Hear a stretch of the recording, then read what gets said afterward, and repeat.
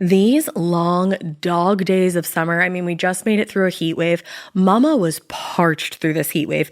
I was hitting up Dunkin' every single day, and I will continue to probably for the rest of my days, but especially this summer.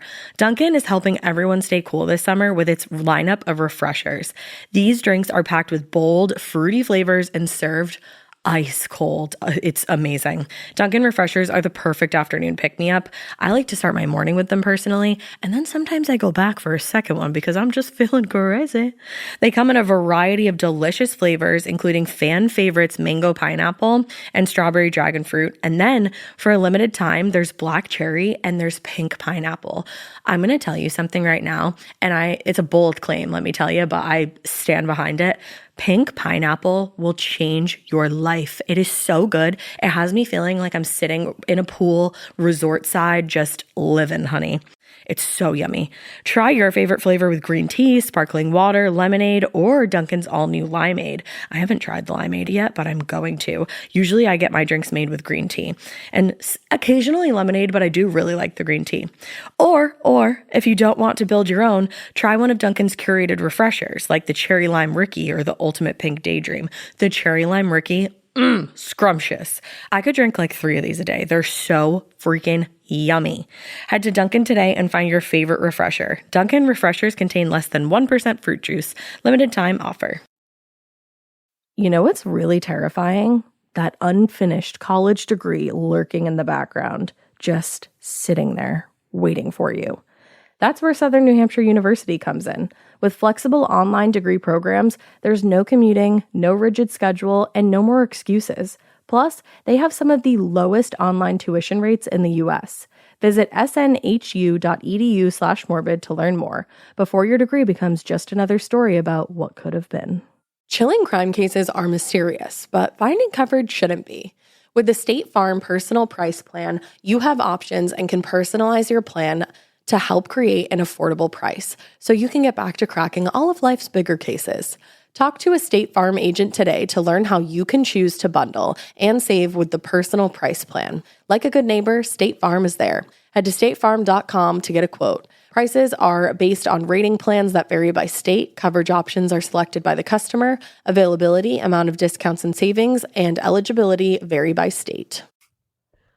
Hey babe, I'm Ash. And I'm Elena. And this is Dark Sided. It's morbid.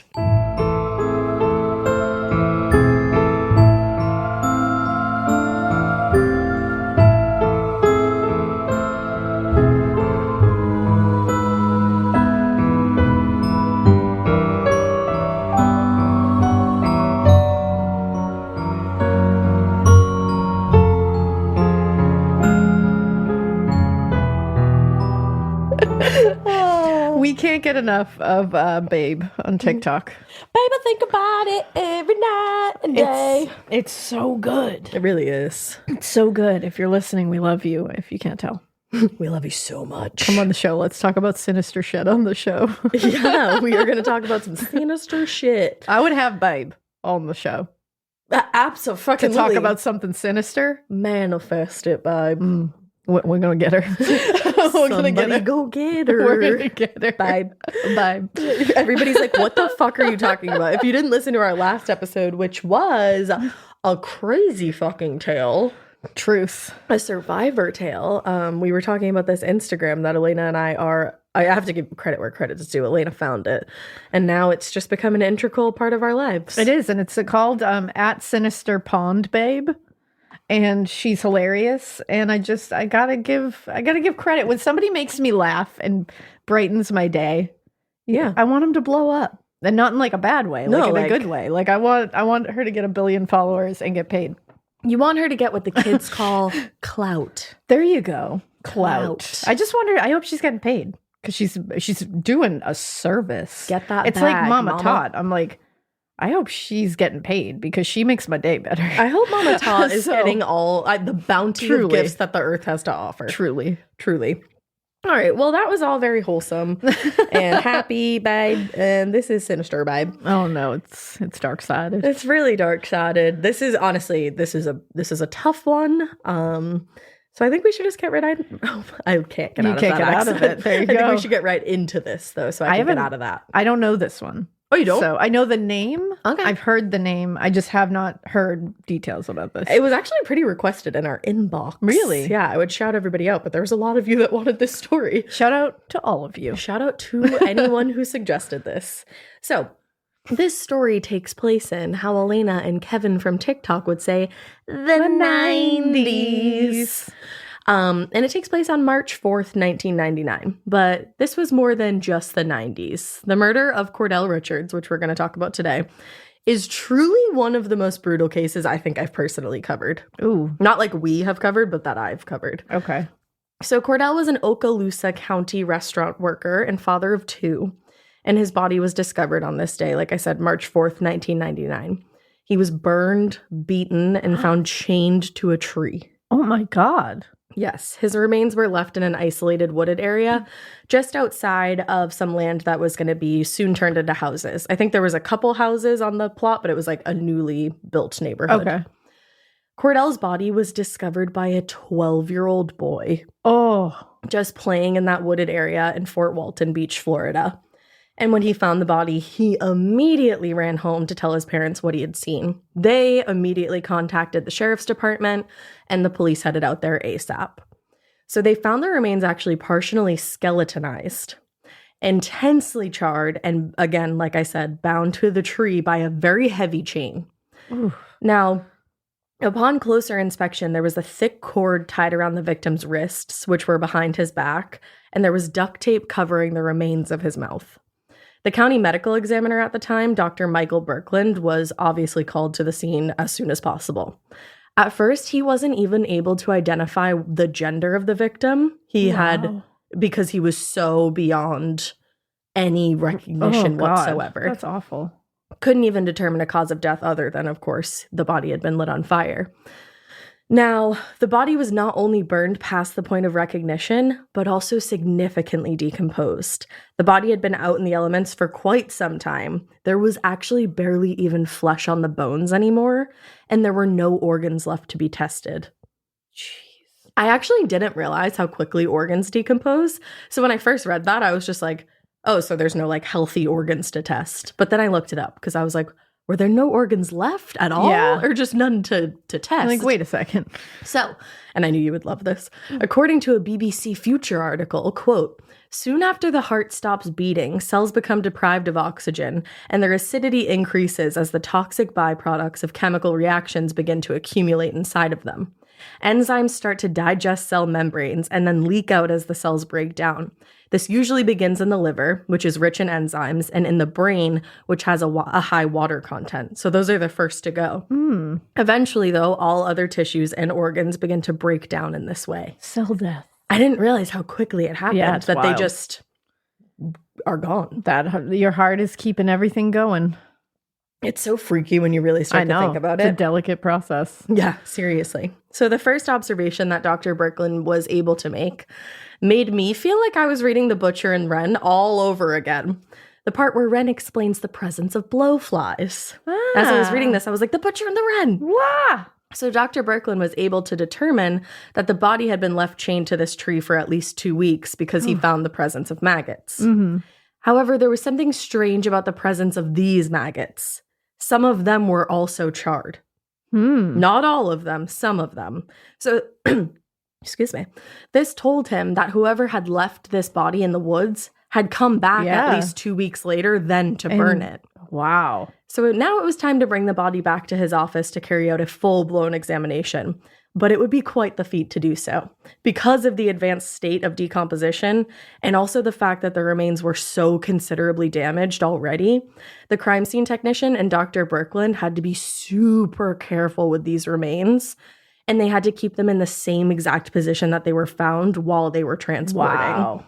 Which I can't imagine the pressure. Wow. Because they didn't want to disturb any potential evidence, so this is the way they had to do it. Yeah. Now, once the remains were carefully transported, the examination started. Dr. Birkeland found that the victim had suffered multiple skull fractures, evidence of blunt force trauma to the shoulder blade, sternum, and ribs, and also what appeared to be defensive injuries on the hands and arms. Jeez. And he also noticed what he explained as a, quote, probable chop injury to the left neck. Ooh.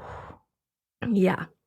So the victim was believed to be a man in his early to mid-30s, and Dr. Brooklyn believed that he had been killed about 1 month earlier, meaning that he would have been dumped in the woods close to February 4th of that year. Now, because of the circumstances, a precise cause of death really couldn't be determined because there was just so much going on here. Ugh. But Dr. Brooklyn concluded that, quote, the manner of death was homicidal violence with combined features of blunt force trauma to the head, body, and upper extremities, and a probable chop injury to that left neck. Jeez. And he believed that the victim was likely beaten with some kind of club, he said. Oh my God. Now, what was stumping him, though, was the charred maggots. The body had been discovered, like I said, with bindings on the wrists and tape covering the mouth. So the man was presumably alive when he was transported to this area and then killed, most likely after being chained to that tree and beaten. So why did the killer or the killers come back 2 weeks later and further destroy the remains by burning them? Yeah. What was that about? So anyways, IDing this man was incredibly difficult at first, but then the doctor noticed, and I thought this was crazy, the only reason why Cordell was ever able to be ID'd is because of there was enough soft tissue on the right thumb to get a partial fingerprint. What? Isn't that nuts? My God, forensic science, man. Forensic science is crazy. It's unbelievable. It really is. So the doctor got that partial fingerprint and handed it over to detectives, and he was like, do what you can. Now, back in the woods, investigators were combing through this scene. They sifted actually through a significant amount of evidence. There were empty cans. There was a roll of duct tape that matched the one that had been used to cover the victim's mouth, various clothing items that seemed to belong to the victim, and there were tire impressions that were left in the dirt at the side of the road near the site. Automatically, we're going to get excited about that. But unfortunately, none of these things would give them any evidence that they hoped they would. There's come nothing. on. Nothing. So, but nonetheless, obviously, they went back to the station and they start sifting through all the missing persons reports they could find from early to mid-February. Yeah. And they're able to narrow down their search based on Dr. Brooklyn's approximation of the age and the confirmation of the sex. And their pool was pretty small at that point. And the most likely victim, they believed, was 31-year-old Cordell Richards. Cordell was a military veteran. He had served in the U.S. Air Force for almost 10 years from 1985 to 1994. He'd been recently divorced and had 2 young daughters at the time. And at the time of his death, he was living in an apartment in Fort Walton, Florida, and working at a local IHOP. He'd been actually reported missing by his friend Martin Stone. Martin realized on February 13th that he hadn't heard from Cordell in over a week. He called him on the phone. He emailed him a couple times. He actually even made several trips to his apartment during that week, but just couldn't get in touch with his friend. Oh, man. So Martin actually went to the IHOP and checked in with some of the coworkers. He was like, have you seen Cordell at all? They're like, we actually haven't seen him since the beginning of the month. Oh. And that was super, super, super out of character for him. Yeah. He was a very reliable employee. So after doing everything he possibly could to locate his friend, Martin went to the police and asked them to do a welfare check. So the welfare check was conducted that same afternoon, actually, by officers Josh Duma, I hope I'm saying that right, and Mike Nichols. They pounded on the doors, they pounded on the windows, but they got zero response. Officer Nichols noticed that there was one window, though, that was slightly open, and he was able to push it completely open and crawl through it. And once he was in, he looked around to find himself what seemed to be in a storage room, like inside of the apartment. So then he located the front door and was able to let the other officer in, as well as Martin and Sergeant Brune, who had shown up just behind them.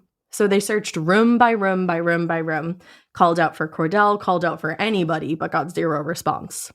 And then they finally reached a bedroom door, and it seemed to be locked with a deadbolt, and there was a towel stuffed under the crack between the door and the floor. Sketchy. Yeah, I would say so.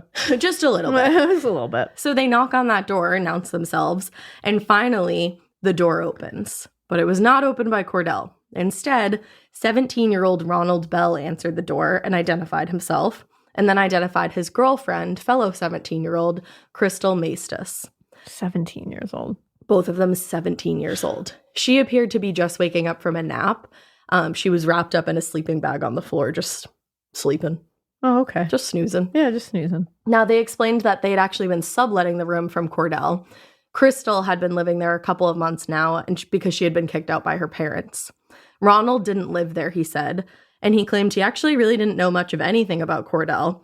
And Crystal told the officers that she hadn't seen Cordell in the past week.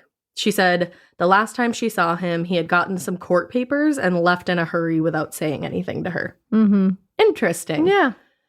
So soon it would be confirmed, that the body discovered in the woods was Cordell Richards. Ugh. Because he was a member of the Air Force, his fingerprints were on file and were a match for that partial thumbprint taken by the medical examiner. What luck. Like, that's, in my opinion, like a 1 in a million chance. Yeah, that really is. Now that they had a positive ID, it was time for the investigators to really start ramping up here. Who killed this guy and why did they do so? Yeah. By all accounts, that's the thing. Cordell was really well liked. He was really hardworking. He really seemed to have few, if any, enemies. All of his coworkers at IHOP told the investigators that he was, quote, good-natured and popular. He had a house cleaner who insisted, quote, he would have done anything for anybody in the world. Even his ex-wife had only good things to say about him. She told the investigators that he was a, quote, reliable hard worker and a good dad. Oh, that's really sad. It is. I forgot he was a father. To 2 young daughters. Oh. The only thing she could think of that was going like slightly poorly in his life was that he was having some money problems, she said. But that was really the only thing she could think of. Yeah. And as the detectives dug deeper into Cordell's life, all their findings seemed to confirm what they'd been told, that he was a good guy. They didn't hear from one person at this point that he was a shitty person.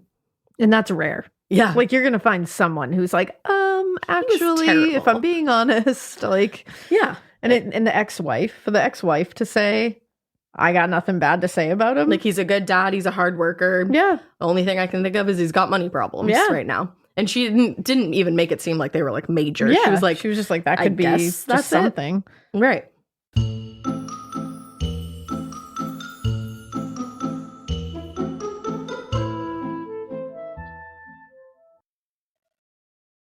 The best summer pieces are the ones you end up wearing on repeat. Comfortable, versatile, and somehow right for almost every occasion. Quince makes it easy to create a summer wardrobe that you'll love, with elevated essentials made from premium materials like European linen, organic cotton, and washable silk, without the traditional retail markup. I love that! Quince's 100% European linen pants, dresses, and tops are the pieces that you absolutely will reach for all summer long. I absolutely love their linen. I have so many pairs of their linen pants, which you can dress up or you can dress down in the summer. Like, say you're going to a nice dinner, you can pair it with like a silk shirt, a really cute necklace, some good, makeup and an updo. Or if you're just looking for a more casual look, you can do the linen pants with like a loose button-up shirt and you still look really chic, kind of like, I don't know, Diane Keaton vibes, I kind of think. Also, it's not just apparel.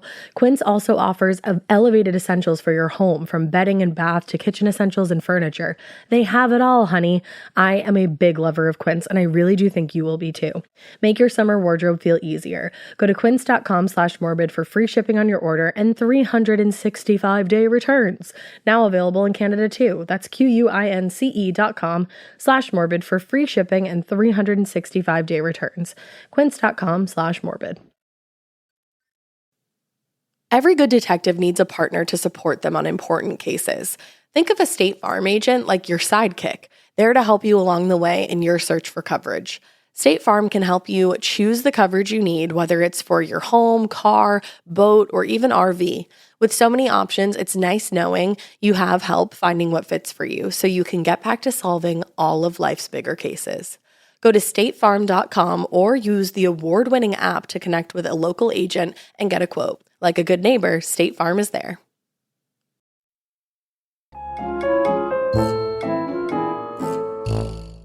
They also found out that he spent a lot of time caring for his elderly grandparents who weren't doing so well around the time of his death. They were pretty much getting by, his grandparents, due to his physical and financial aid. Oh, wow. Yeah.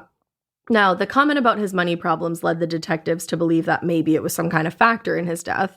So they went down that avenue a bit longer, but they eventually ruled it out because it turned out the money issues really weren't that serious. Oh, okay. He was just kind of trying to make ends meet. Yeah, it just wasn't like great. Yeah, exactly. So next they turned to the area where Cordell had been discovered. They canvassed a neighborhood that was adjacent to the scene and were able actually to connect with a couple that gave them a pretty strong lead.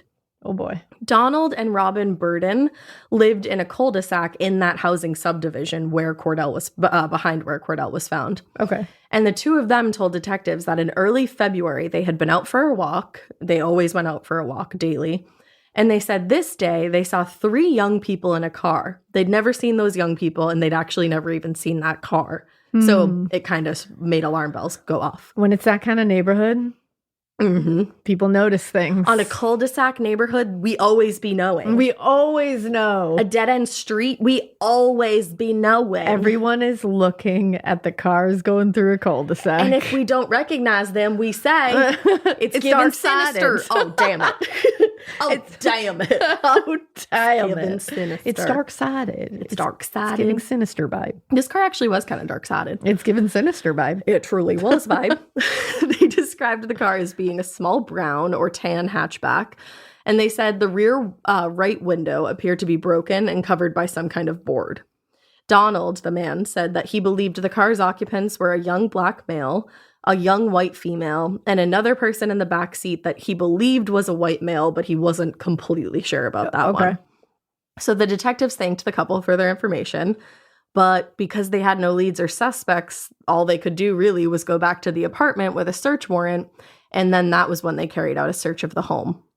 Now, according to a forensic specialist, the apartment was unusually sparse, but, quote, there were some items left behind that the average person wouldn't leave behind.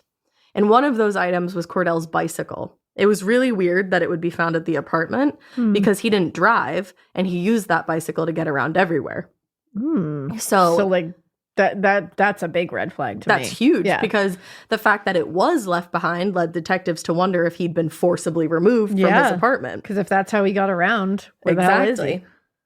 So because this was now a suspicion, the detectives had the apartment sprayed with luminol. When they did so, they found evidence of blood spatter in the living room. And among the blood spatter were various bloody fingerprints and a bloody handprint. Oh. Yeah. And they did testing on the spatter patterns to determine what kind of attack would have created such a pattern. And it was consistent with blunt force trauma to the head. Oh, God. Just like the medical examiner, Dr. Birkeland, had noted on the autopsy. Yeah. This guy was spot on with his autopsy. Hell yeah, medical examiners. And to be that spot on with a body in that condition, that says a lot about this medical examiner's, that's the thing. Practice, you know? Because, I mean, the fact that they could only get fingerprints off of, like, the tiniest bit of soft tissue on a thumb. Right. A partial print, and he was able to get that and then able to tell all this stuff. It's like, oof. It's like chef's kiss, doing your job, bringing justice to someone. Like, that's all we ask for. Like, we out here. That's all we want. That's all we need. So while technicians were busy processing the evidence over at the apartment, the detectives were working on interviews with Cordell's housemate, Crystal, and her boyfriend, Ronald. Oh, boy. Crystal told the detectives that she had been dating Ronald for the last few months and that they were very much in love. 17-year-olds, you know, how it be. Very much in love. Now, she explained that about a month prior, she had been kicked out of her parents' home, and Ronald was the one to help her find the sublease at Cordell's apartment. He had seen an ad Cordell put in the paper about looking for a housemate, and the rest was history. So the detectives asked how the living situation had gone, and Crystal said, at first it was fine, but then Cordell's behavior toward her started making her feel uncomfortable. Okay. And it was inappropriate, she said, in a number of ways. For one thing, she was 17 years old and he was 31, so if he was making advances, that was very inappropriate. Absolutely. And for another thing, according to her, she was not interested whatsoever. She alleged that he made inappropriate comments toward her and sometimes would come into her room wearing, quote, only bikini underwear, allegedly just to talk. Okay. We don't know if this is true or not. This is what Crystal's saying. I would really take it with a grain of salt because everybody else in this man's life, co-workers, house cleaner, like people that really are barely even connected to him or completely connected to him, all agree that he's a great person. Yeah. So this is interesting. And I'm assuming this person that's talking is not the most credible of humans. I wouldn't call them trustworthy. I'm just like guessing out how the end of this goes. Yeah. Yeah. So she said at first he would leave when she told him that she wasn't interested, but there was one occasion recently where she said he grabbed her, pushed her against the wall, and hit her head, and her head had hit the wall behind her with like the force of the attack, I guess you could say. That would be fucked up if that was real. That would be super fucked up. And we weren't there. We don't know. Does it justify murder? No. No, absolutely not. I don't think many things do. Nope. So she said this was the second time, though, that Cordell had become physical with her.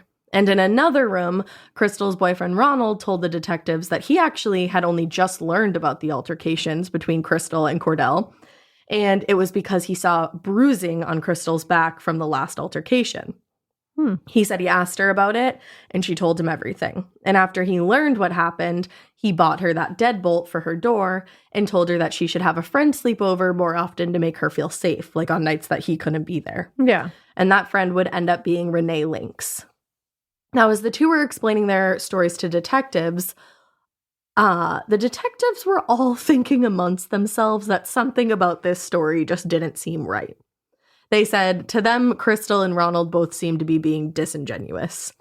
They were already pretty skeptical of this couple when they found out that Ronald's car had a close resemblance to the one that Donald and Robin had told them about, that couple from earlier. And that was right about the time of the disposal of the body, remember. So they'd been able to do a search of Ronald's car after getting a warrant for it, but it actually didn't turn up much of anything. But detectives weren't ready to give up on this lead yet, and that was smart. Questioning staff and fellow classmates at their high school, where they were both students, would prove to be more than productive. It turned out Ronald had been absent from school from February 2nd to February 5th. Ooh. And a classmate told detectives that Ronald had asked him to borrow his truck within that same time frame. A separate student said that in early to mid-February, Ronald and Crystal asked him for help getting into a computer that they didn't have the password to. And he said that when he went to Crystal's apartment, which he knew belonged to a man named Cordell, he said that after he attempted to get into the computer, Crystal and Ronald had driven him home, and along the way, they threw out multiple trash bags full of stuff from the apartment. Yeah. I always wonder in these situations. High school students. No one's questioning. No, none of you. Like, even when I was 17 years old, and if I got a ride home from somebody that was throwing trash bags out the window, I'd be like, hey, what are you doing? I'd ask. Just I would just throw it out always there. ask. Or, I don't know, observe. Yeah, Just quietly observe. See what's happening there. If you don't feel safe asking what's just going observe. on, write that down somewhere. Just go, Just tell your mom, tell your dad, tell your that? adult. I don't know. Like even then and now, when I drive by A trash bag on the side of the road, I'm like, well, is that a body? Is that body parts? I'm I always noted. wonder. So I feel like it's like that would be on my mind. I'd be like, 100%. trash bags. I'd be like, what are you throwing out this What's window? happening? But so the detectives tried to search the dumpster, in those areas, but the trash from that period was long gone at that point. Because remember, it's been a month at this point. Damn It's like in a landfill somewhere.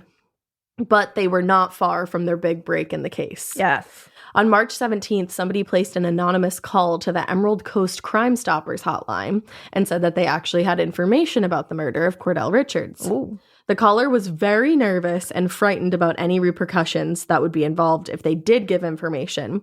And they said that they would only come forward with their information if they were allowed to remain anonymous throughout the process. This person was granted that on anonymity. And then he told the detectives that around early February, a friend of his, Renee Lynx, remember her name? She was the friend that slept over.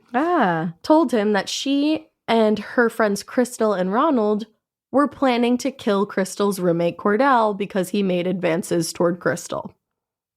My Just God. came right out and said it. Okay. It turns out that Renee Lynx had been interviewed prior to this tip, actually, in the presence of her mother because she was a minor. Both women, the mom and Renee, denied knowing anything about Cordell's murder. But luckily, the evidence police had already taken in was plenty to arrest all three teens at this point. Ronald Bell, Crystal Maestas, both 17 years old, and Renee Lynx. On March 18th, police officers arrested that 17-year-old couple at their high school, and Renee Lynx was arrested at a local animal shelter where she was doing community service for a previous parole violation. Wow. Now, when Renee was able to speak with her mother, her mom was able to break down how serious the situation was. And she was like, you need to make a plea deal because you're in deep here. Renee was 15 years old at the time of Cordell's murder. 15? 15. Holy shit. But she was able to make that plea deal. Wow. She would be able to plead guilty to manslaughter instead of murder if she confessed to helping Crystal and Ronald and explain what the whole story was. Jeez. So she told the detectives that she had met Ronald earlier that year and that she had been spending more and more time with him and Crystal as of late. At the time, she wasn't getting along with her mom, and so she kind of moved in with Crystal and Cordell at one point. She, too, said that Cordell had made comments to her that made her feel uncomfortable. For some reason, she said that he was under the impression that she and Crystal were in some kind of relationship, and he suggested that they should all sleep together, she said. Okay. She said that she was made so uncomfortable by this, actually, that the first night that she was there after he made this comment, she ended up leaving and spending the night somewhere else. Okay. Now, the next night was February 2nd, and Renee went back to the apartment because Cordell was planning to be out pretty much all night, and she knew that. So Ronald came over to hang out with the two girls, and Renee alleged that he was the one to bring up the idea of, quote, beating up or killing Cordell Richards. Those are two very different things. Yeah, both very wrong and both two completely different things. Yeah. But he said he was pissed off about the advances that he'd made to Crystal and he needed to learn a lesson. So Renee said at first she didn't think that Ronald was serious, and she especially didn't think that Crystal was going to go along with this. But she was wrong. Jesus. Crystal agreed and added on to this that if they were to kill this man, they could stay in the apartment for the rest of the month because the rent had already been paid. Oh my God. And if they needed extra money, they could just sell off some of his stuff, she said. Oh, okay. This kind of, like, this to me, there's a different motive here. Totally. Like that's a lot of thinking. That's a lot of planning. Yup. That's not just, I'm angry because you did something that made me feel uncomfortable. So I'm going to go off in a rage and like a crime of passion kind of thing. I mean, obviously this wasn't a crime of passion anyways because of the prolonged torture of it all. Exactly. But even if something like that had happened and like they were pissed and all that, like this doesn't make sense. No. That you would come up with, oh, you know what? Yeah, I'm really pissed that this happened. So we should kill him because I'm so mad about it and I'm so like uncomfortable here. But you know what's cool is we can stay in this apartment for the rest of the month. And if we need extra money, we can just sell off his stuff. Like it's all of that doesn't just come together in a moment. No, that's sorry. not your if you're really sitting there going, something's wrong here, we need to get rid of him, which is a wild way of thinking anyways. It's like, just get a fucking different apartment. You're also not going to be thinking of like other things that you can do to make this better. You're just thinking of the one focused, we need to rid ourselves of him. 100%.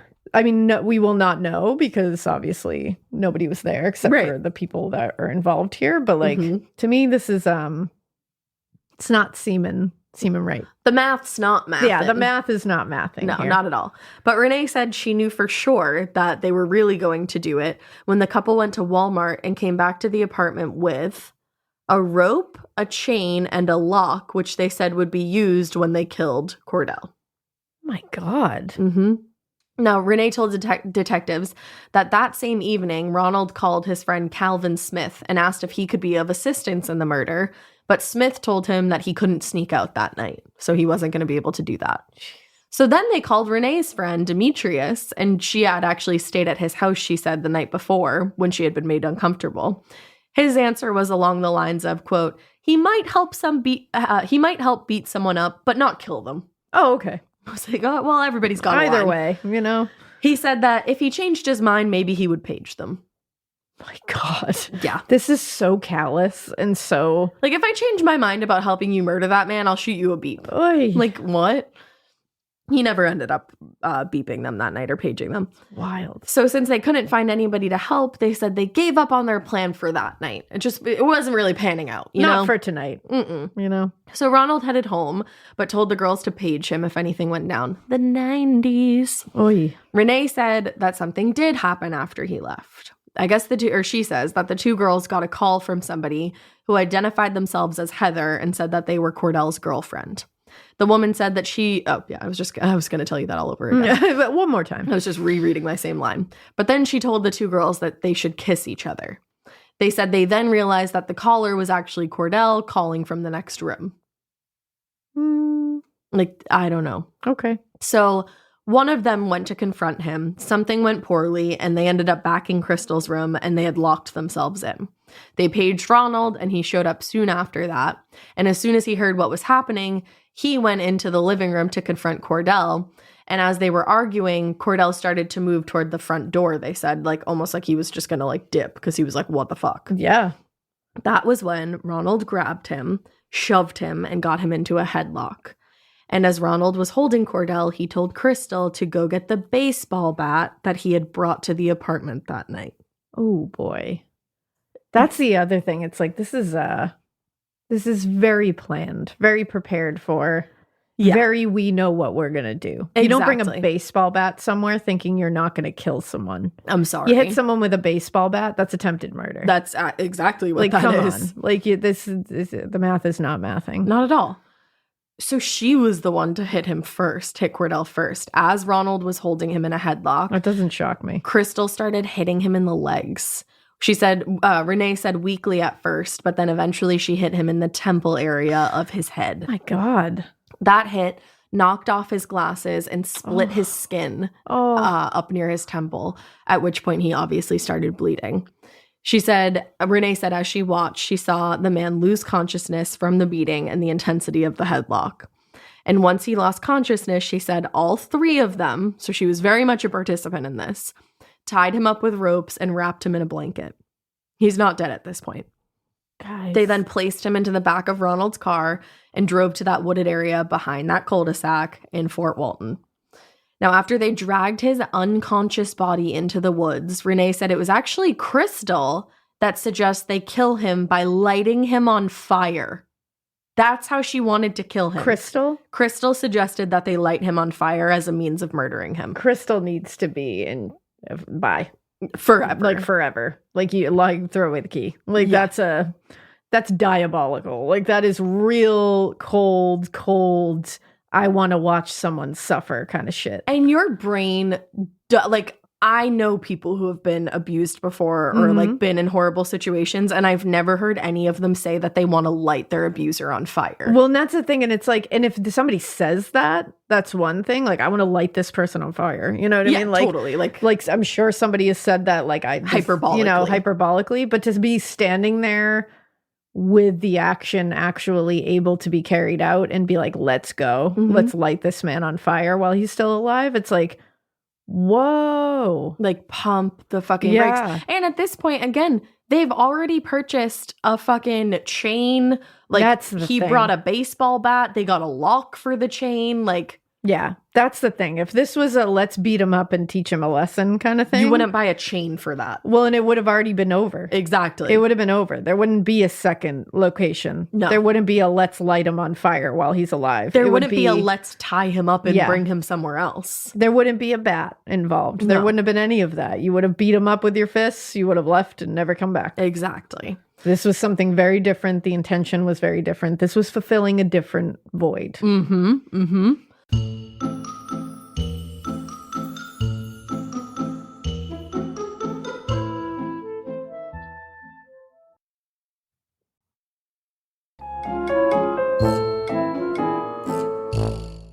So she said, Renee, that they used the can of cigarette lighter fluid that Ronald had in his car. Renee said it was actually her idea to get the man to give them his ATM pin so that they could steal his cash before they lit him on fire. Oh my God. They removed the blanket from his head, and he actually agreed to give them the number and begged them not to kill him. Oh. Ronald was angered by his pleading and started hitting the man again with the baseball bat. Awful. Eventually, all three of them had taken multiple swings to this man, now in the woods, after chaining him to this tree. I don't understand this. I don't understand somebody getting a lesser sentence either for giving this information. Like, you took swings at him? You're a different kind of individual if you can look at a man tied to a tree and hit him with a baseball bat his life. while he's begging for his life, and you sit there and say, Oh, we should get his ATM pin while we're out here beating the shit out of him while he's chained to a tree. Wow. What the fuck is wrong with you? Yeah. And I think this would have happened regardless of any of the circumstances going on at play here. Because if you're capable of doing that, you're capable of doing that. No matter what the circumstances are. Absolutely. Oh, it's so awful. bleak. While this was happening, Renee said that Ronald hit Cordell so hard that he ended up making a comment that he was Babe Ruth. Oh my God. That is so beyond. The callousness involved in this. The callousness here. And how none of that registered for any of them as like, what the fuck? Like this that is a man. Oh. This is someone's dad. Yeah. Like this is somebody's son. Wow. After they were done hitting him, they dragged him even further into the woods. So I'm sorry, he actually wasn't chained up at this point. This was elsewhere. This was just out of the car. Exactly. So after they had all done that and Ronald had his Babe Ruth moment, according to him, they dragged him further into the woods and then, chained him to that tree where he would eventually be found. That is awful. Ronald was the one to chain him up and Crystal was the one to light him on fire. What the fuck? Mm-hmm. And then they just left in Ronald's car. I mean, this girl, our parents kicked her out of the house. Obviously, something is going on. Yeah, here. she was having a lot of problems before this. So once the sun came up that morning, they went back to the woods, and Crystal and Ronald went back to check on the body. Renee said that she waited in the car. Crystal and Ronald assumed that they would find Cordell dead, but they were actually shocked to find him still alive and faintly calling out for help. Are you kidding me? After being lit on fire, he was still and beaten brutally, left out in the middle of the night, chained in the middle of nowhere, basically. Your home should show off who you are. Now is the time to boldly write the newest chapter in your home story. And your main character? It's Ashley. Ashley has styles that balance timeless appeal and modern trends to bring your personal look home. Yes, these are well-crafted and affordable pieces with eye-catching design, but they're also built to stand up to real life. With features like stain-resistant performance fabric, options that are incredibly durable, easy to clean, and stain-resistant with machine-washable covers. Plus, Ashley provides fast, reliable, white-glove delivery right to your room of choice, so you can style your space without any stress. Ashley was nice enough to send us a bunch of new pieces for my pod lab at my house, and when I tell you they deliver it to your room of choice, unfortunately they did have to deliver to the attic, but they could not have been nicer about it.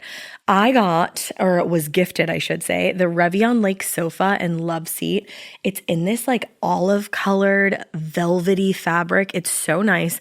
I will say it is so freaking easy to clean because if you know me, you know that I have a white cat and a black cat and then a multicolored cat. The white cat loves to just roll all up on this furniture and leave his hair everywhere, but it's so easy to vacuum.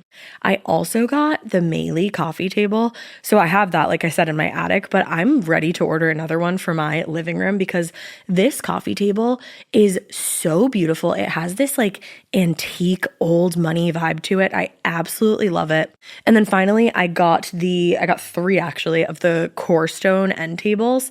They have little shelves in them so you can dress them up and, kind of personalize them to your style. I highly, highly recommend all of the pieces that I got. And I just recommend Ashley in general. It was such an easy process to shop with them and the delivery, all of that from start to finish. It was awesome. Visit your local Ashley store or head to ashley.com to find your style. Getting paid twice a month doesn't mean money is scarce. It just feels that way. That feeling makes you do weird stuff, like putting things on a card you didn't need to. Earnin removes that feeling. With Earnin, you can access up to $150 per day of money you've already earned, plus up to $1,000 between paychecks. Standard transfers take 1 to 2 business days with no mandatory fees, and expedited transfers start at $3.99 and cap at $5.99. 5 million people are already on it, and honestly, it's wild it didn't exist sooner. Download Earnin on the App Store or Google Play, spelled like earning money without the G. Type in Morbid under podcast when you sign up. It'll really help the show. Earnin is a financial technology company, not a bank. Access limits are based on your earnings and risk factors. Standard cash outs take 1 to 2 business days with no mandatory fees. Expedited transfers available for a fee. Tips are voluntary and don't affect the service. Available in select states. Terms and restrictions apply. Visit earnin.com for full details. Still alive. Wow. Now, when they found him like this, they were actually worried because there was a construction crew working on a house in that cul-de-sac nearby. So they were like, oh no, he's going to alert the construction worker. Someone's going to call the police and we're all going down. Yeah. They're going to try to save this man. How dare they? Yeah, exactly. Yeah, For real. We got to stop that. Mm-hmm. This is really fucked up. I mean, all of this is really fucked up. And it's only going to get more and more grisly as we go. I don't know how that happens. Ronald actually, at this point, attempted to break Cordell's neck, but wasn't able to. Renee said that when they got back to the car, they immediately drove to a local store where they purchased a large meat cleaver for $9.99. Oh my God. Then they went back to the woods and Ronald used the meat cleaver to cut Cordell's throat. That was what the chop was, exactly. Holy shit. Then they drove. This is going to send you to the moon, Alice. They drove back home to clean the meat cleaver and then returned it to the store for a refund. Are you fucking kidding me? They cleaned it and returned it after cutting a man's throat with it. Like, I have no words. The fuck? Detectives were actually able to locate the store where Renee claimed they bought the knife. They got surveillance. Shit. All 3 teens are on surveillance, not only purchasing the knife, but then returning it to the store for their $9.99 refund. My God. And then they ended up being able to locate the woman who had bought the knife. Like, imagine the police knocking on your door and being like, hey, did you purchase a meat cleaver recently? It was the murder weapon in a recent brutal homicide, so we're gonna have to take that back. And imagine if you're like, I just cooked dinner with it. Like, what the fuck? Yeah. Mm-hmm. So they were able... So not only are they, like, these kids are fucking... Demons. Like, to go through all of this, you have to be a demon. And then to add on to it these different layers of, like, let me just return it to the store. I want my $10. I don't give a fuck that somebody else is going to buy it and use it to cook dinner for their family. And I don't give like, a shit. You really needed your $10 after you stole that man's pin and you were going to take all his money. You needed your $10 and you needed to terrorize the life of somebody else who was going to buy that meat cleaver. Holy shit. Can you fucking imagine? No, obviously not. But like, I think that's like just what I always say. I need to come up with something else. I can't. It's horrible. My brain doesn't compute that. It's horrible. None of this. Holy shit. And that woman absolutely had to have used that meat cleaver because remember, he wasn't discovered for a month. Yeah. So she had that cleaver in her possession for a month. And she bought it for a reason. You don't buy a meat cleaver when you don't need one. No, you buy it to prepare meat. Because you need to cook something. So they took the police took the meat cleaver into evidence, but unfortunately they couldn't get any traces of blood because it had probably been washed 10 times over at that point. Oh my God. After Crystal, Ronald, and Renee were all certain that Cordell was dead, they went back to the apartment, and Calvin Smith, that friend from earlier who wasn't able to sneak out and help them, came over that night and helped them all forge checks in Cordell's name and pawn off some of his belongings, including a TV and his violin. Oh my God. I don't know why the violin just got me. No, it's like the glasses got me. Like when they were knocked off. Got me when you said the glasses were knocked off. I don't know what it was, but I got a pit in my stomach. It's just like, I don't know what it is. I think it's, you know what it is? It's a unique part about someone. It's a unique part about someone. And it's also, I feel like bullies always use glasses with their tactics. Like they'll take knocking someone's them off glasses feels and like break them. A very like helpless. It does. Moment. And it is. It's like, oh, he has glasses. Like, he's the guy with the glasses. And it's like, I don't know, when they get knocked off, it feels very like something's being ripped away. I don't know what it is. But then the violin is like, that's a part of his identity. He played the violin. Yeah. You know what I mean? And you're it's just like, pawning it off like it's nothing. Because you just brutally tortured and murdered him. Ridiculous. Oh, it's insane. Now, Crystal actually also confessed to her participation. That was nice of her. Yeah, how kind. And actually, much of what she told detectives lined up with what Renee had already told them. The only difference in the two girls' stories, was that Crystal said she was the one to have waited in the car, and Ronald and Renee went back into the woods. And that was when Ronald placed duct tape over Cordell's mouth and cut his throat. Yeah, isn't that convenient that they both can't decide who was in the car? Well, and isn't it convenient that Renee didn't have the bit about putting the duct tape over his mouth, but Crystal did? But Crystal did. Interesting, because Renee didn't tell us anything about that. So who really was out there? Exactly.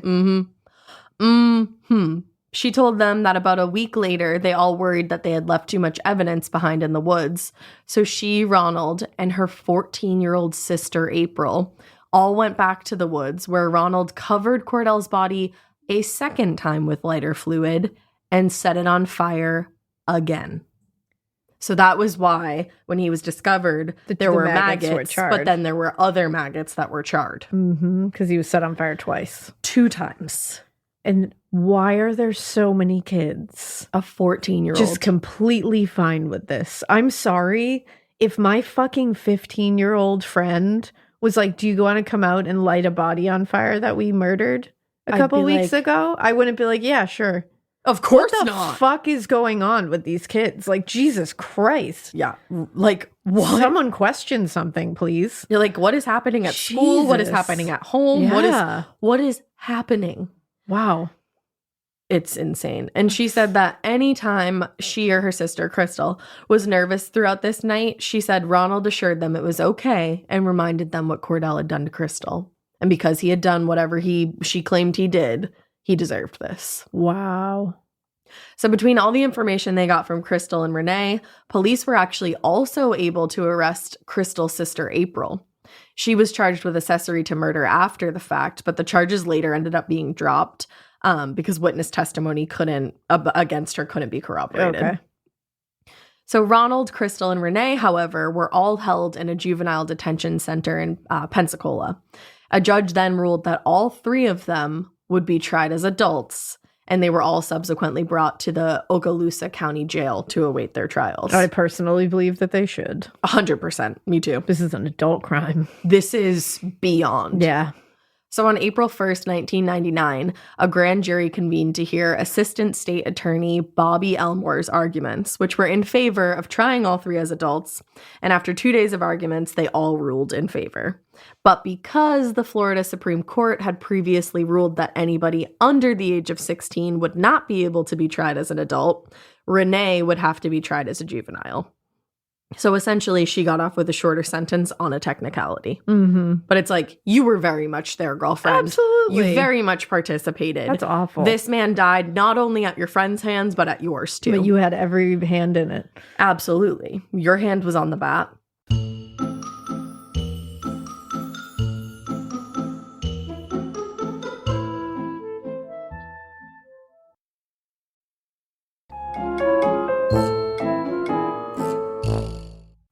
Now, because she was offered a plea deal for her cooperation and agreement to testify against both Crystal and Ronald, she pleaded no contest to that lesser count of manslaughter, as well as false imprisonment, and she was sentenced to the maximum at the time, which was 15 years in prison. That's it. 15? And she was released after 12 years in 2012. Holy shit. So she's just out there somewhere. Oh. Yup. Okay. Now, Crystal went to trial in mid-February 2000, a year after the murder. The prosecutor and the defense were said by the media to have, quote, sharply contrasting views of her involvement in Cordell's murder.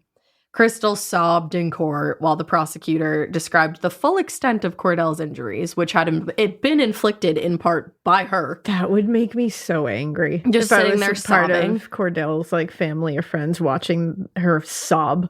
I'd be like, shut Please. the fuck up. Were you sobbing while you did it? Nope, you certainly were Were you not. sobbing while he was sobbing, begging for his life? Did that make you sob? No, you were swinging harder or is every it just single time. because you're being shamed in a public place right now for doing what you did? The latter. Yeah. The latter. The prosecutor called her, quote, an enraged killer seeking revenge for a sexual advance. And he told the jury that although it was Ronald Bell who set the plan in motion, Crystal had not only partook, but mocked the man as he was dying and asked him, how does it feel? Oh, God. Like, she's a monster. Yeah, she's true a fucking monster. Crystal's defense attorney painted a picture of a girl who was simply caught up in a situation she just couldn't control. Of course. Calling her a crying, passive bystander. She didn't testify in her own defense, but the jury was shown a video of her interview with detectives in which she places pretty much all of the blame on Ronald. Renee did the same thing during her testimony. She said that Ronald was, quote, very angry that Richards had touched Crystal. But in his closing arguments, the prosecutor stated that Ronald had always planned on more than just beating Cordell. He brought a rope. He bought a chain before Cordell had even gotten home that evening. And the prosecutor ended by saying, quote, they wouldn't have chained him to a tree if they intended to let him live. Exactly. There was only one reason they got the meat cleaver, because Cordell Richards continued to defy the odds. Exactly. Now, the jury deliberated for just about 3 hours before returning with a guilty verdict for the armed kidnapping and first-degree murder of Cordell Richards. The DA made the decision not to seek the death penalty, and Judge Thomas Remington sentenced Crystal to life in prison without the possibility of parole, which is the mandatory sentence for first-degree murder in Florida. So she went away. She went away. Now, Ronald Bell's trial was next, and that started on March 13th, 2000. The prosecutor's argument in that case was pretty much the same as in Crystal's case. They argued that Cordell was murdered, quote, as revenge for making sexual advances toward Crystal. The defense argued that it was a situation that had gotten tragically out of hand. That's always my favorite thing, is when they're like, yeah, it's wild. It just got out of control. And it's like, no, out of control is when you buy too many shoes during a sale. Yeah. And whoops, I spent the money I was supposed to use to pay my phone bill. Like, that's out of control. Out of control is when I finish an entire tub of Ben & Jerry's rather than the half that I intended on eating. Exactly. Out of control is not brutally torturing and murdering someone. I hate when the out of control thing, it's like, we're supposed to be humans here. Right. We're supposed to be a higher species of, like, on this earth. You're just equating us to a full-on jungle animal that, like, has no knowledge of anything and just goes off of hunger. The other thing is, okay, so this was a situation that got out of control. Mm-hmm. So then why did they go back multiple times? They were out of control that entire time? They were out of control still a week later when they went back and burned him even further? Yeah. What sense does that make? It doesn't make any sense. That was a very long period of out of control. Yeah. No. Huge. Like, out of control is a brief moment of... Getting scared is one thing. Getting a thrill is, well, you want more of those in your life. The Genesis GV70 is built to thrill, baby. A thrilling yet elegant design always makes driving the GV70 an exciting adventure.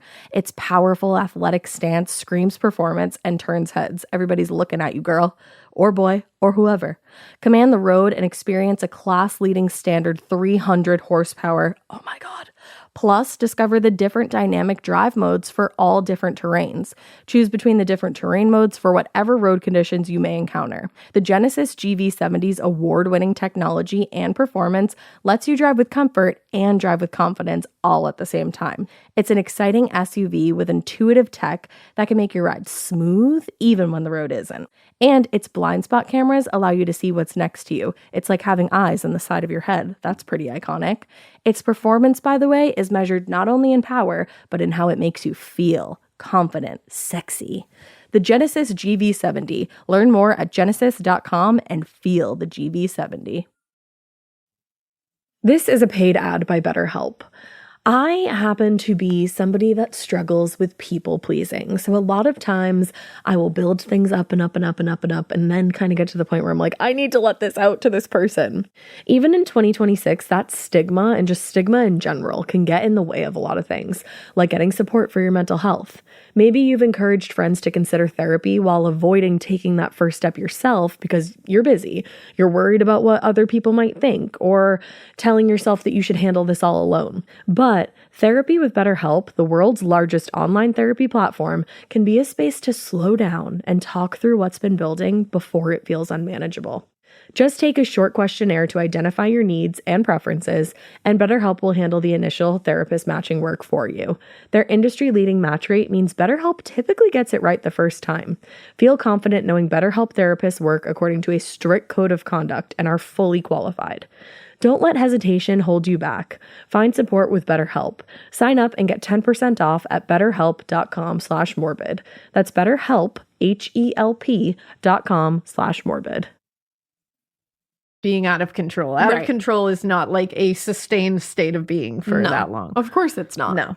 But luckily, the prosecution was able to remind the jury of how callous Ronald Bell had been. They showed the video of the teens returning the meat cleaver and all of the evidence that shows that this murder, no matter what, if it was a moment out of control, which it fucking wasn't, was premeditated.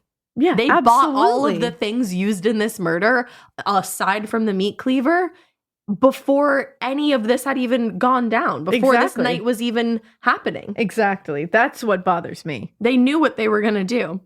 There was even further testimony given by Ronald's old friend Calvin Smith. I'm sure they're probably not friends anymore. Probably not. Smith testified that Ronald had, on more than one occasion, tried to get Smith to help him to murder someone. He said that on those... So this is just something he wanted to do. 100%. And this was an excuse. Yeah. 100%. He said that on those occasions, he just lied and said that his mom wouldn't let him out. Because remember, we're talking about 17-year-olds. My God. Sorry, I actually can't help you murder someone tonight. My mom's cooking Brussels sprouts for dinner and she says I can't leave. My mom said I can't come out with you to murder tonight. Sorry. Maybe next time. Yeah, I'll try again. He also stated that the day after Cordell was murdered, Ronald had told him, quote, that they had beaten the man, chained him to a tree, and tried to burn him, and finally cut the man's throat. Jesus. Now, another friend, Thomas Baldwin, testified that he had been given that TV and the violin and multiple other items that turned out to obviously belong to Cordell. He didn't realize it at the time. And he pawned them at Ronald's request just days after the man had been murdered. Oh, my God. So on March 17th, 2000, the jury found Ronald Bell Jr. guilty of 1 count of armed kidnapping and first-degree murder, and the penalty phase was held the next day. During this phase, the jury were shown school records and jail records that showed he was a good student and a model inmate. Oh, good. Like, that's going to change my opinion of you. You chained a man to a tree and burned him alive, and then went back and cut his throat open, and then went back and burned him again. Yeah, it's like, but I'm so glad you're doing great in there. That's awesome. Yeah. Good for you, bud. Very glad. Both his father and his grandfather, which is really sad that, like, they even had to do this. Absolutely. Testified on his behalf, and both men told the jury that he was a good man who had been involved in both his church and his community. The judge and jury were also presented with a petition urging mercy, signed by 200 members of his church, where his father was the pastor. The prosecution called one single witness during this phase, who was Detective Stan Griggs, and he was able to remind the jury how callous Ronald had been and how he and his friends, again, returned a meat cleaver that they used to kill a man just to reclaim $9.99. And I don't give a fuck that he goes to church. People who go to church do a lot of bad things. Guys. Just like people who don't go to church do a lot of bad things. BTK went to church. Yeah. Plenty of them went to church. Most of them blame like God talking to them or somebody talking to them. Yeah. Like that doesn't mean anything. It doesn't mean anything. It goes at both all. ways. People who don't go to church do shitty things. People who go to church do shitty things. And people who go to church don't do shitty things. Exactly. And people who don't go to church don't do shitty things. It's like, so it has no basis in reality at all. That's just another part of his life entirely. You're like, that's cool that he goes to church. Has nothing to do with anything. That's all not pertinent. Yeah, not at all. But the jury The jury heard both sides, and in the end, they voted unanimously in favor of the death penalty. Whoa. And on May 15th, same judge, Judge Thomas Remington, sentenced Bell to death for what he called an unspeakable horror committed against Cordell Richards. It was. That's exactly what it was. That's exactly what it was. And he was the ringleader. The judge actually acknowledged the petition that had been signed by the members of the church and said the defendant abandoned his religious training to commit a crime of indescribable brutality and unrelenting torture. Yeah, that's the thing. This is not... It's bad enough when somebody stabs someone or somebody shoots someone. It's murder is murder. Yeah. But this is so far beyond. And it's like, you want to sit here beyond. And say, like, he was a good church-going boy? Okay, he might have been. But exactly what this judge said, he abandoned ship and honestly, when this took place. That's honestly not even helping the case. That because hurts. It's like, honestly, that scares me more. Yeah, that he had the fear of God and went and still did this. And that he sat in a church and like did whatever he did in there, and then he comes out and this is what he does. Like, that's even scarier. You think about it. Okay, so his dad is the pastor at this church. His grandfather's involved in this church. There's this huge community. Remember, Cordell Richards wasn't found for a month. Yeah. So a month went by where he sat in that church and pretended to be a good church-going boy, knowing full well that he had lit a man on fire 2 times. And tortured him. And sliced his neck because he couldn't break his neck when he tried to. And it's like that. So that's even scarier. In church, knowing that you did that. That's so much scarier. That's the thing. I'm like, you guys probably hurt the case by doing that. That didn't help. Not at all. Now, in 2002, Ronald appealed his death sentence on the grounds that Judge Thomas Remington had not given his age due consideration when the sentence had been imposed. I think he did, and he was like, wow, that's even scarier. Yeah. Now, during the sentencing, the judge had concluded that Ronald's age at the time of the murder was of little consequence. He noted that Ronald had no history of abuse and had come from a loving, supportive family. And on appeal, Ronald's attorney argued that the judge was laboring under a misapprehension of what the legal principles were that he was to take into account at the time of the weighing process. All right. So Ronald's age, he said, was not given consideration. But the Supreme Court ruled 4-3 in Ronald's favor, saying that even though a killer will become eligible for the death penalty, youth remains an important consideration in deciding whether punishment should be life in prison or death. So the death sentence was reversed, and now Ronald is serving life in prison without the possibility of parole, just like Crystal. I would take that. Yeah. Now, in 2019, actually, both Ronald and Crystal appealed their sentencing based on that 2012 U.S. Supreme Court ruling about no life sentences. Yeah, without the possibility of parole. Yep, in juvenile cases. I feel like I think I say that in my sleep now. Yeah, truly. But the appeals court reviewed both sentences and upheld them. Oh, good. Okay. I was like, don't you dare. Effectively resentencing both of them to life in prison. Good. Now, one of Cordell's daughters commented on this resentencing saying, quote, "The only thing I can say is my family and I are just still in shock that we had to go through this in court. I thank God the judge found the wisdom to rule the way he did." Jeez. It's like those 2 little girls had their father taken from them. In the most horrific way. Exactly. For no reason. And had their father's reputation like ruined after his brutal murder because of what this girl says about him, which is like, now that we know what this girl did, right, like we're really gonna take that. I'm not taking anything she says without a grain of salt. This one person who said that, or 3 kids who said this happened, but every adult in his life, his ex-wife, the mother of his children, his grandparents, his coworkers at IHOP, his house cleaner, all agreed that he would have done anything for anyone. Yeah. And had never made them uncomfortable in any way. That's a truly horrific and tragic tale. It is. Truly. And all that to say, even if he did make some kind of advances that made her uncomfortable, that's fucked up. You don't tie someone to a tree and light them on fire because they are acting like that. Like, no. It's just, I think we can all agree. No. Nope. You don't do that. Not at all. You go to the police. Yeah, exactly. You let the law do what the law needs to do. That's the thing. It's like, you do not, this is not justified in any way, shape, form on any galaxy. Nope. This is truly one of the most... that is truly one of the worst things I've ever heard. Mind-boggling. Oh. And I just feel so bad for his family. I know. But yes, that is the case of Cordell Richards and the 3 teenagers who brutally murdered him. That's horrific. So with all that being said, jeez, we hope you keep listening. And we hope you keep it weird. Bye. Yeah. Bye.